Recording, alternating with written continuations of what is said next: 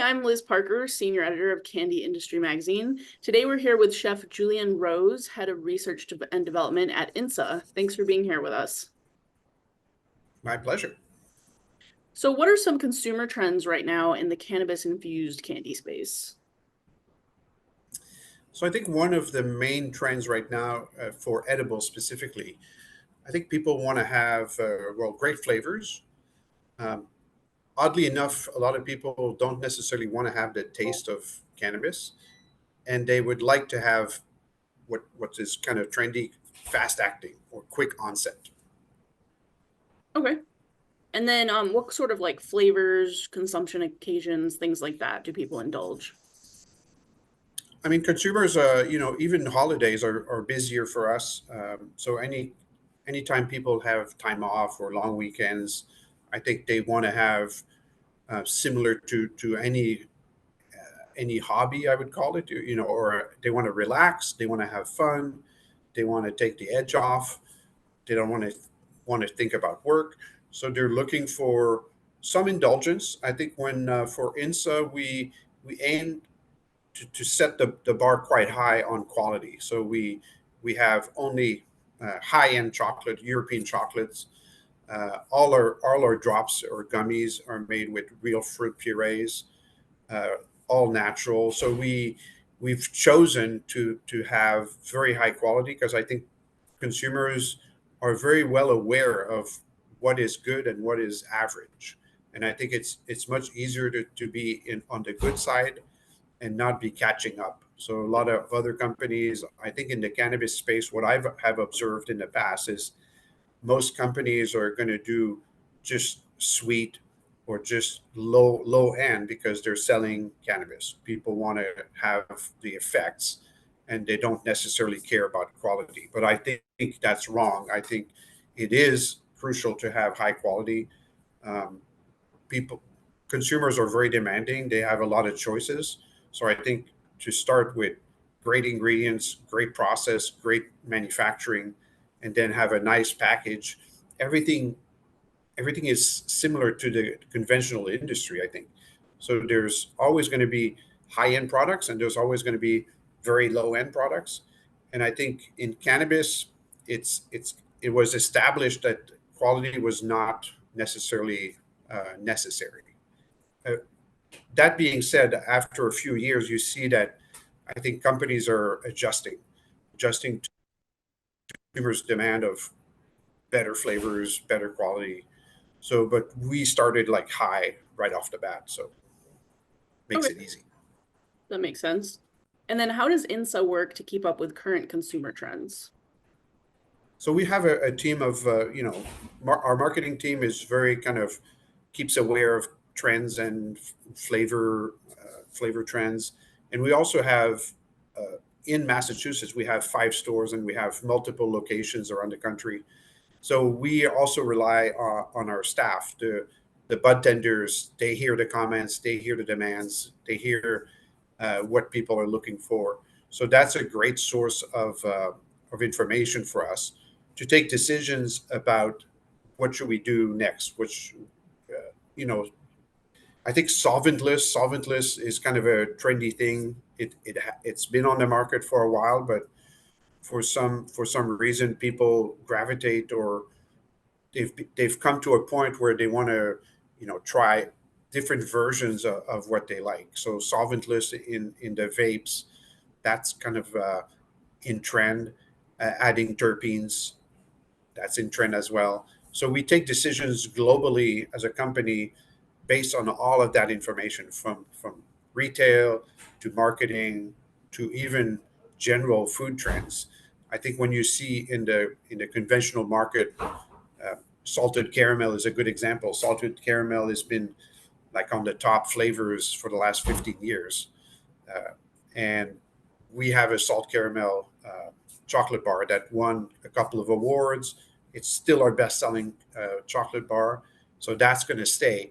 But I think I also tend to want to work around that flavor. So I'm going to combine salt caramel with maybe, like Crispies. So you have that same flavor that's recognizable and people like, but I'm going to move it to the next step with texture. Okay. Yep. And then, are there any notable innovations in cannabis infused candy that you're seeing right now? I think yes. So touching about that fast acting technology. So there's a few technologies out there to render medical or even pharmaceutical products fast acting. But I think there's a few buzzwords in our industry when people talk about nano emulsions or microparticles or combining chemically combining the droplets of THC to be smaller. So there's all sorts of different aspects of it, but I think it's somewhat, in my opinion, it's a little bit questionable because if we could do extremely efficient, fast acting products, everybody would do it, and also big pharma would do it for their tablets. So why is medication like pure real medication, pharmaceutical? Why is there no fast acting medication? And then suddenly in our industry, there's this buzz about fast acting. There's part of it is real. If we can get the droplets of distillate as small as possible and as dispersed as possible, then by physically ingesting it, you'll get those droplets are going to be metabolized quicker. So I think that's where lies the fast acting. It's in your process. If you do a good mixing, a good emulsion, a good blending, and you have enough of these tiny droplets dispersed in your product, you necessarily have it more available. So that's probably going to change in the next few years because there's these buzzwords, but then in reality, when we've done multiple tests, we see that each individual has a different metabolism and each individual will digest differently, and it also impacts have you eaten fatty foods or are you taking it on an empty stomach. So that's where there's not a lot of research about it. um, we found we found that it is very individual. We have fast acting products, chocolates and drops, and we have a good people receive it well, but there's also a portion of people that have a lower effect on it, and that's, I would say, even in the conventional assortment. Okay, that makes sense to me. And then you've talked about this a little Yeah. bit, but how do you create cannabis infused candy for Insa? Like, how do you come up with ideas or flavor ideas, things like that? So I come from the conventional candy industry. I've worked in chocolate and confectionery and consulting for many, many, many years, and so that's where I kind of choose my trends. When, like I said, I talked about the salt caramel. It's very trendy. It's still very trendy. It's a flavor that people remember from their childhood. But then in the conventional food industry, in restaurants and so on, you see that there's kind of a formula. Almost every restaurants nowadays have a steak, a fish, and a noodle, and an Asian dish. So there's always this assortment. So the consumers want to have something they recognize that they're comfortable with, but then they also want to have these kind of cool, a little bit edgy flavors. So when I design a product, I always think about, does the consumer is the consumer ready for like a very edgy flavor? So it becomes very regional, really. You see that in bigger cities, people, consumers are more aware of ethnic flavors and such, where in rural areas they're more kind of like conventional. They don't want to have it too spicy. So if I think about the kind of Spanish Mexican food, a lot of people say, "Oh, I like Mexican food," but as soon as it's spicy, they're they're not happy. So that's where the line is very fine.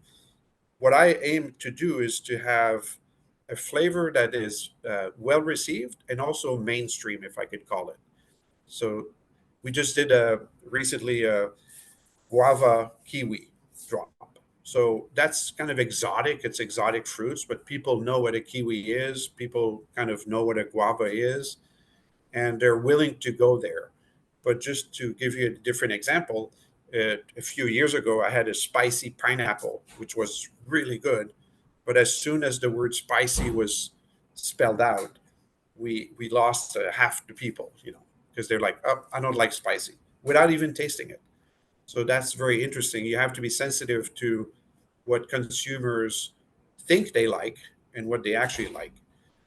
So I tend to be conventional in the flavors, and we do have seasonal products that we come out every so about 5 6 times a year for every occasion from spring, Easter, summer, fall, and holidays. So we have seasonal products in the edible line that we come out with, and that's where I can play around a little bit more with very seasonal products.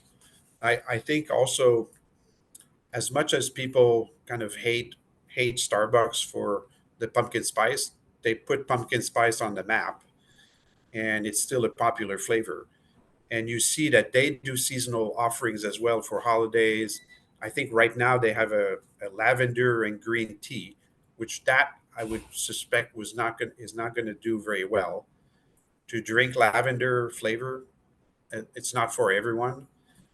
I haven't tasted it, but I don't think it's going to be mainstream. But what I love about very large companies, they bring out sometimes flavors that people didn't know existed, really, like the cactus flower or the cactus fruit, which is very odd. You see it in supermarket, you don't know what it is, and then a large company comes out with a beverage with the cactus fruit, and people are like, "Oh, this is good. It's red. It has like these seeds." So I, that I would say consumers also are very they want a quick turnaround. They like the seasonal, but then it has to go away, and I want to move to the next flavor. Yeah, that makes sense. A lot of snack Yeah, companies have been doing that too. We've been seeing more like cactus flavored, like tortilla chips, things like that. yeah, yeah. And in the industry, when you do a seasonal or limited edition, that's what we're doing. We're looking at, is this going to be a well received flavor? So the value of seasonal, it keeps it interesting, it keeps it fun. Your customers come back and be like, "Hey, what's for summer?" And then you're like, "Oh, we're gonna have for summer like a summer uh, berry lemonade." And then we're going to re-edit our pina colada we did last year, which was extremely well received. So pina colada, everyone knows what it is, everyone knows what it tastes like, and it hits in summer, and you're like, "Hey, it's summer, I'll like that." I don't think it would fly so well in winter, you know. Right. That's true. Yeah. And then a lot of times companies, I see this more so with snack than candy, but a lot of times something will be limited edition. People will like it so much, and then it'll become a permanent flavor as well. Yeah, yeah, exactly. And it has happened for us in that exact fashion. You come out with a seasonal.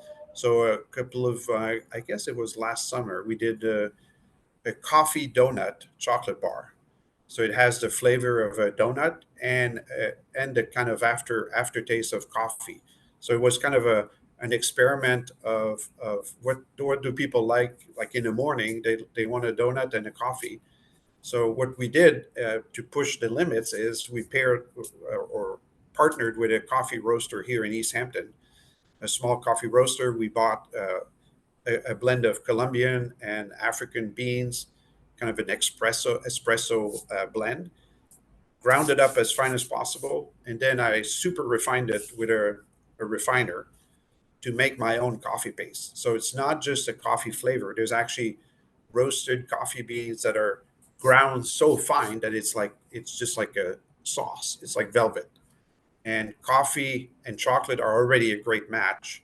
And then we added that kind of donutty flavor, and that bar took off. So it became an everyday bar, and it's still very sells really well. Okay. Yeah, I can see that. I think Kit Kat just released it was like a Yep, donut flavor Kit Kat, chocolate donut flavor, which was pretty yep, good. yep. Yeah, and I think it's like you touched a good point. It's like Oreo cookies have been doing it for now 5 6 years, coming out with these kind of blended flavor, or uh, remember the cronut, the croissant donut.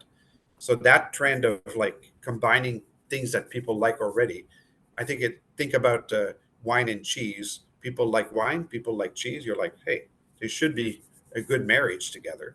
And so that trend, Oreo cookies doing it, Kit Kat has been doing it in Japan for decades, and I think they're exploring here with these double layers and interesting flavors, and they come out, and it piques the interest of the consumer to always come back and be like, oh, I'll try that, because at the end of the day, when you're in front of a case of conventional chocolate bars, you see your favorite, and then you see that one, like a Kit Kat coffee donut, and you're like, wow, that sounds good. You might have never bought a Kit Kat before, and that's the goal. You pique the interest. If a flavor is recognizable and desirable, people are gonna grab it. Yep, definitely. And then you've touched on this already, but does Insa have anything upcoming in 2024 or any like more recent launches to share? Yes, yes. So we just came out with a churro bar, which is the Spanish. It's actually kind of a pastry that's very popular in the Spanish world. It's like a little choux pastry that is fried and rolled in cinnamon sugar. So we try to replicate that flavor in a chocolate bar. We also had the guava kiwi recently, to celebrate the 420 holiday. I came out with a cereal milk chocolate bar. So that very distinct flavor of when you empty your bowl of cereal, and it's that sweet milky flavor. So that one came out really good, and I sprinkled some honey cornflakes on top of it for texture. So it has texture, it has a beautiful color, and then it has a great flavor. So, you start checking the boxes of what this bar is, and it checks all boxes. So when I develop a product, I also test it internally uninfused, and I pass it around, and I say, give me your raw opinion. Do you like it? And you know, overwhelmingly, when people go like, oh wow, this is really good, in their own language, you kind of narrow it down, and you're like, yeah, that's going to be a successful one. And then we're also working on more of seasonal flavors. So for fall, I'm going to have a maple bacon bar. So with natural flavors and a little bit of crisp. I have the caramel apple for fall as well. And then I'm working currently right now on an eggnog white chocolate bar, and then a sugar plum drop. So those are coming seasonal products that are in the pipeline, I guess. Okay, sounds good. And Yeah. then last question, what is your favorite Insa product to enjoy? In the edibles, I think the salted caramel is still one of my favorite. It's a great chocolate that's actually imported from Belgium, and it's a chocolate that has, in the process of making chocolate, they overheat the chocolate mixture. So cocoa butter, sugar, milk powder, and caramel bits. So they blend it over multiple hours at higher temperature. So you get not only a caramel or sugar caramel flavor, but also a caramelized milk. So if you're familiar with dulce de leche is kind of sweetened condensed milk that's caramelized, and that flavor of milk caramelization is different from sugar caramelization. And this bar has like both. And then on top of that, I add little bits of salted caramel inside. So I have texture, great color, I mean, amazing flavor, and it delivers every time. So it's still my favorite. And, but I think that being said, every time I make a new bar, I want to make it my favorite, Right. you know. Yep. And I do eat chocolate every day. It's just almost like a cultural for me that it's part of my diet. Um, and I think when you eat good chocolate, it's it's uh, it's better for you because you don't eat as much. It's just a good tasting products. And of course, in our industry, the dosage is 5 milligrams here in Massachusetts. Different states, different rules, but for Massachusetts, a portion is 5 milligrams. And I think the price in the industry, there's price compression. So it's becoming more affordable to have high quality cannabis products in the edible space or in all of our other lines. So there's competition, and I think we need to keep on our toes to be always on the forefront, whether it's flavor, uh, assortment, and such. So I'm working on, the sleep segment for cannabis is very interesting because you have older folks that are like me in their 50s and 60s, and then you start having issues keeping asleep. You, for some reason, you get older and you lose sleep. So consumers want to have something that's natural and it's not pharmaceutical. So we have a gummy and a chocolate bar with melatonin, but I'm also working with CBN, excuse me, CBN, CBD. So we're more and more. I think you'll see products that combine THC, CBN, CBD, CBG. So all of the other fractions are getting more and more attention. And I think it's the evolution of the cannabis world where all these fractions, aside from CBD, which was kind of well known, um, the other fractions are coming up, and they're finding ways of extracting those fractions from hemp or from cannabis. And on top of that, developing products that don't have melatonin but give you the same benefits of a sound sleep or quicker fall asleep and stay asleep. Um, those are always products that are in demand and people gravitate around. Sleep deprivation, I think, is a disease in the in the U.S. A lot of people want to sleep better and sleep more. Yep, that makes sense to me. Sleep is essential. But thanks again for being here today with us. We're about out of time.